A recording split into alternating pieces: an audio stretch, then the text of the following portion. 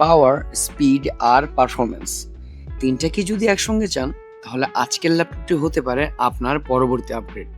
আসুন তাহলে কথা বলি এইচপি ওমেন 16 নিয়ে। এটিতে রয়েছে শক্তিশালী AMD Ryzen 9 প্রসেসর এবং নতুন প্রজন্মের NVIDIA RTX 5060 গ্রাফিক্স, যা আপনাকে দেবে একদম নেক্সট লেভেল পারফরমেন্স।